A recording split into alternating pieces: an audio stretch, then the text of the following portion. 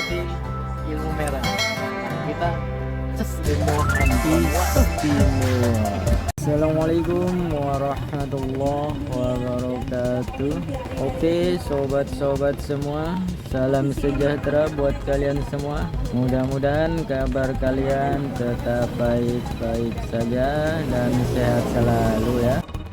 Salam jumpa lagi di channelnya MTC, dimana kita akan kembali lagi belajar bersama, mengulas dan mengupas tuntas problem-problem HP. Kali ini di tangan saya ada HP Vivo. Untuk tipenya sendiri Vivo G17.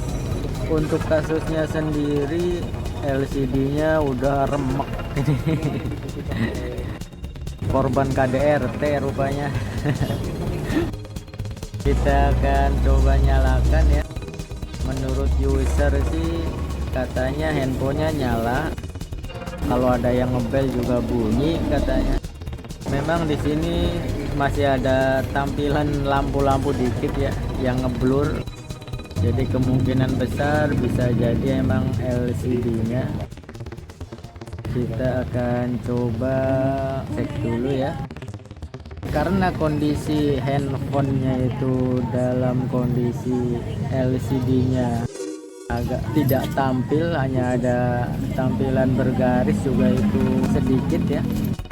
Jadi kita akan coba langsung membongkarnya saja, kemudian kita cek dengan LCD yang baru apakah ada tampilannya. Kita bongkar dulu untuk bagian backdoornya. Untuk tipe Vivo Y17 itu backdoornya tidak dilem ya, jadi kita tinggal congkel pelan-pelan ya supaya tidak cacat. Saya sarankan dalam pembongkaran HP, sobat-sobat perlu hati-hati ya, jangan gerasa gerusu biar hasilnya rapi. Karena kita sebagai teknisi ya dinilai oleh konsumen, bukan hanya sekedar pekerjaan kita kelar atau selesai, tapi juga kebanyakan dinilai dari kerapiannya ya.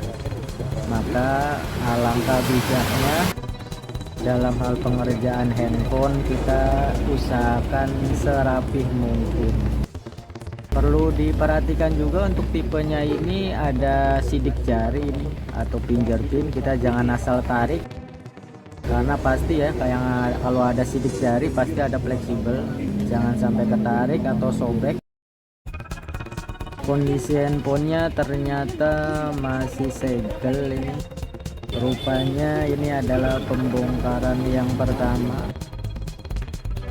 Saya ucapkan terima kasih buat Bapak yang punya handphone ini ya, yang sudah percaya ke pihak MTC dalam hal perbaikannya.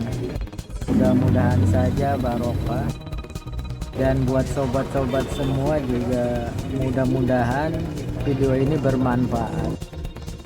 Seperti kata pepatah bahwasanya berbagi itu indah.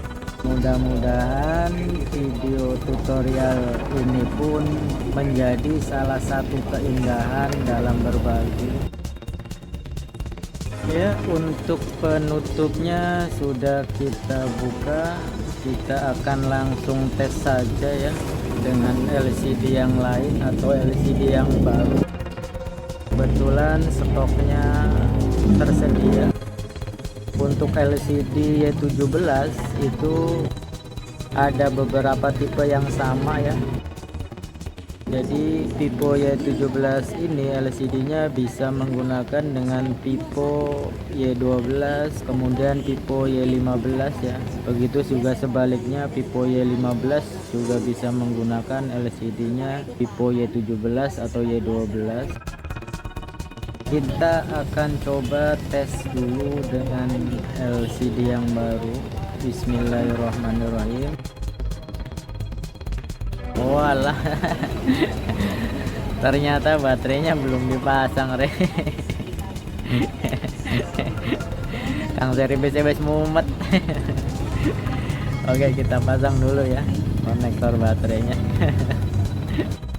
Orang konektor baterainya belum dipasang kok dinyalain. Sampai lebaran monyet juga nggak bakalan nyala ya sobat. Ya, di sini handphonenya nyala ya. Alhamdulillah. Mudah-mudahan saja permasalahannya hanya di bagian LCD.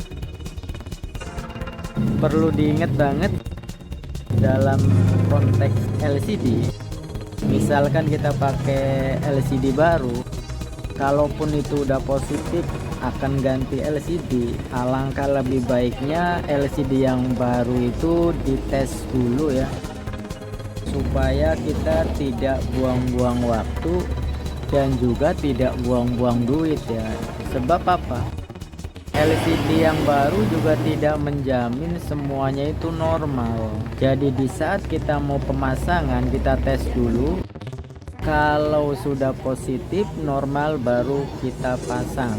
Jadi dites dulu baru dipasang, bukan dipasang dulu baru dites. Sebab kalau misalkan sebelum dipasang, misalkan kita tes ternyata ada yang error, entah itu dari sentuhannya atau warnanya atau tampilannya ada cacat, kalau kondisi segelnya masih utuh, artinya tidak sobek, saya yakin agen tempat belanja kita juga akan menerima returan kita ya, paling tidak ya diganti dengan yang baru. Tapi sebaliknya, kalau misalkan segelnya sudah rusak apalagi sudah bekas lem, ya otomatis ya dari pihak agen belanja kita sendiri saya yakin enggan untuk menerima returan itu.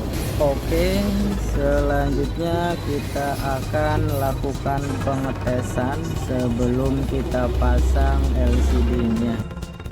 Kita tes dulu. Untuk tampilan alhamdulillah sepertinya normal ya sobat. Kita akan cek apakah ada yang error bagian sentuhnya.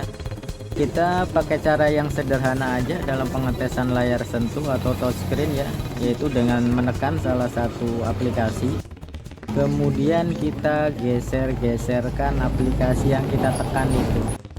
Kalau misalkan aplikasi yang kita tekan itu mengikuti alur dan arah jari kita dengan tanpa terpatah-patah apalagi terpental ya, insya Allah layar sentuhnya itu normal. Kalau misalkan di saat kita geser-geser seperti ini kemudian aplikasi yang kita tekan itu tidak mengikuti dan terpental dan biasanya balik lagi ke tempat semula ya dia, berarti kemungkinan di sudut yang di saat terpentalnya itu error ya. Sepertinya normal ya, alhamdulillah ini.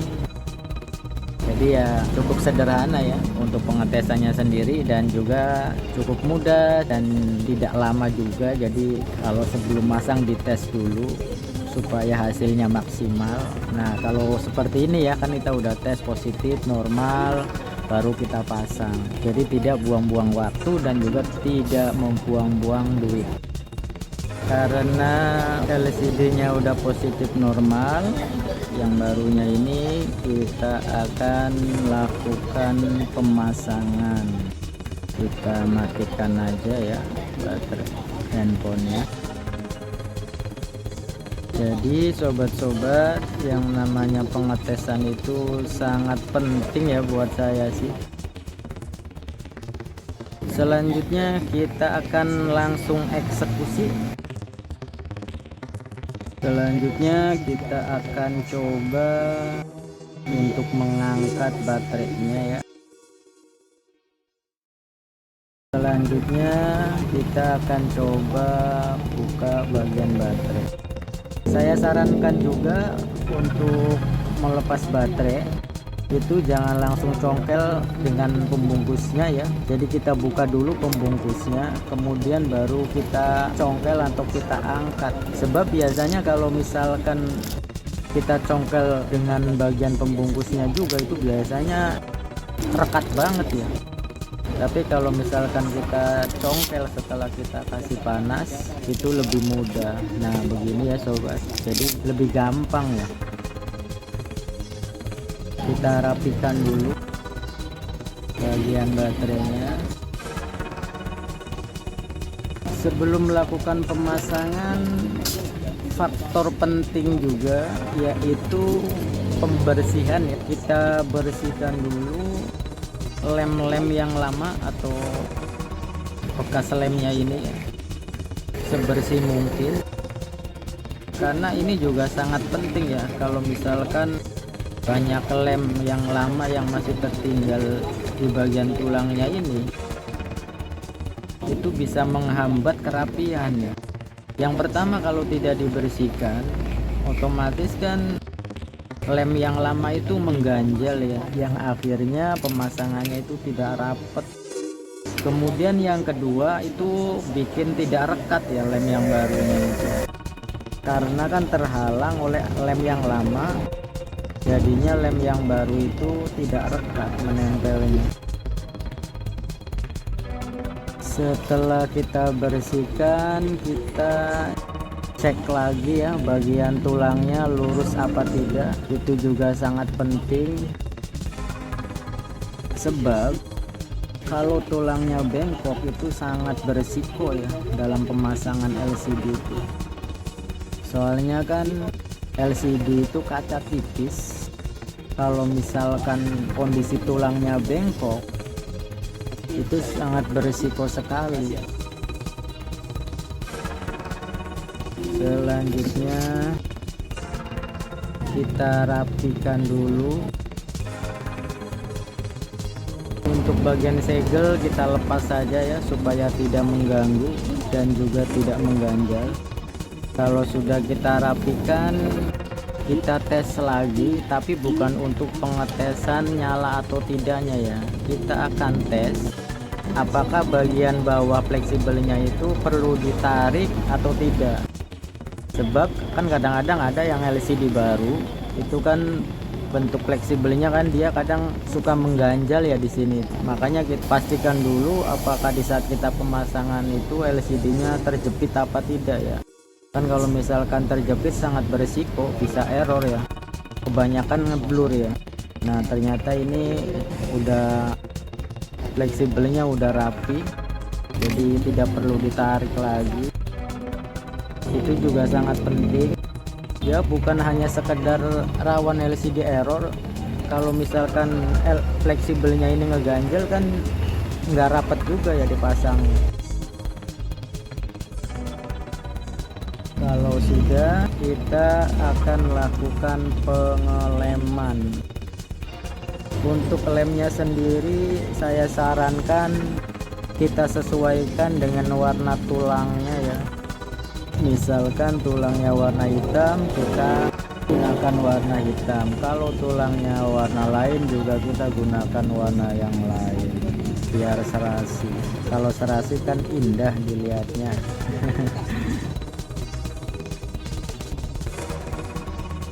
Kemudian kita pasangkan LCD-nya. Sebenarnya dalam hal pergantian LCD tidak susah-susah banget ya sobat. Hanya saja yang perlu kita perhatikan adalah kerapian,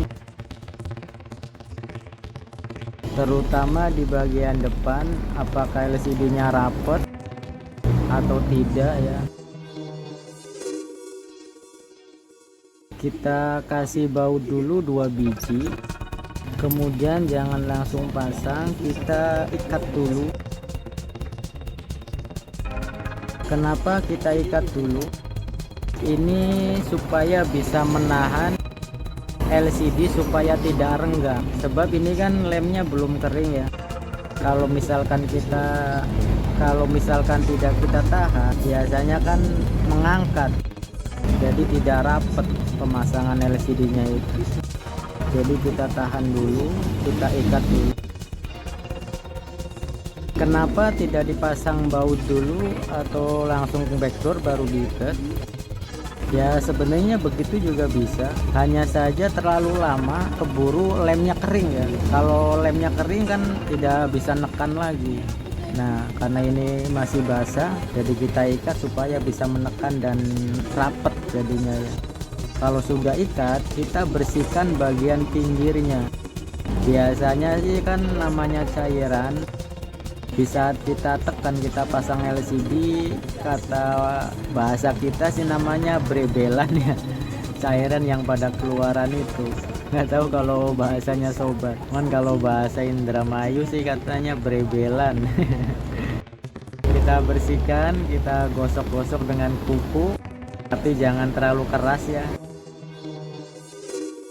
Selanjutnya kita tes dulu untuk memastikan apakah hasil pemasangannya ini berhasil dengan baik.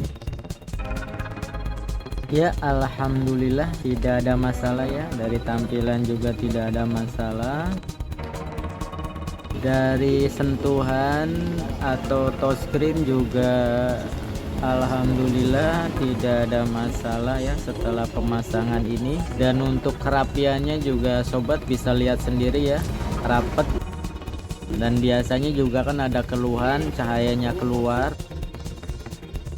Kemudian selanjutnya kita pasang baut. Ini yang menurut saya trik semacam ini seperti kata pepatah namanya, kalau tidak salah ya, to kill two birds with one stone. Bisa diumpamakan seperti itu ya, artinya kita melempar dua burung, membunuh dua burung dengan satu batu. Apa kaitannya dengan pemasangan LCD? Ya kaitannya ya kurang lebihnya seperti ini ya. Jadi kita pasang LCD, kemudian kita ikat. Nah kan posisinya belum kering ya, sambil menunggu kering kita bisa mengerjakan yang lainnya. Di saat kita mengerjakan yang lainnya selesai kan kondisi LCD-nya udah rekat, itu yang dimaksudnya. Karena tidak bisa dipungkiri, untuk handphone itu kan sekarang sudah bukan gaya hidup lagi ya, tapi udah satu kebutuhan, bahkan mungkin bisa dibilang udah mendekati kebutuhan pokok ya. Jadi kadang-kadang konsumen nyervis itu pengennya ditungguin. Nah sedangkan pengeringan LCD ini kan kalau pengen optimal harus lebih dari 1 jam ya, paling tidak kan 1 jam sampai 2 jam baru kering. Dan otomatis kan lumayan lama juga, apalagi misalkan orangnya jauh ya usernya. Nah kalau posisi seperti ini kan jadi bisa langsung dipakai dan juga bisa langsung dikasihin. Nah kalau sudah begini juga kita mencopot ininya, solasinya jangan sekaligus ya, kita copot satu persatu, kemudian kita bersihkan bagian pinggirnya itu kan yang tertutup sama solasi ini kan sebelumnya kan tidak kena ini ya, tidak kebagian dibersihin. Jadi kita copot satu persatu, yang lainnya biar menahan dulu. Otomatis dalam jeda sekian menit kan proses pengeringannya tetap berjalan. Selanjutnya kita akan pasang bagian backdoornya atau back cover ya. Nah jadi kalau seperti ini kan kita tidak khawatir lagi LCD-nya mengangkat ya, sekalipun tidak dipegangin atau ditekan, karena kan tadi udah ada proses pengikatan dalam sekian menit.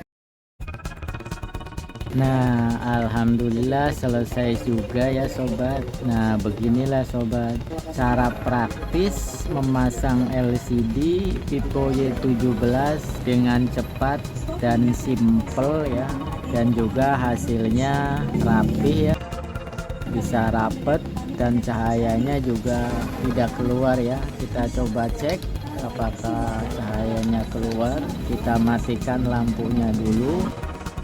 Nah sobat-sobat ya, untuk areal pinggirnya itu tidak ada cahaya yang nembus, karena tidak bisa dipungkiri rata-rata konsumen itu keluhannya di saat pergantian LCD baru itu salah satunya cahayanya yang tembus itu. Kok ini cahayanya tembus ya katanya, terutama di bagian kamera ini. Terus oh ini renggang katanya atau ngangkat. Ya, alhamdulillah selesai juga untuk kasusnya Vivo Y17 yang awalnya kasusnya mati total, tapi ternyata yang rusak adalah bagian LCD-nya. Semoga video ini bermanfaat ya buat sobat-sobat semua. Terima kasih banyak atas doa dan supportnya. Wassalamualaikum warahmatullahi wabarakatuh.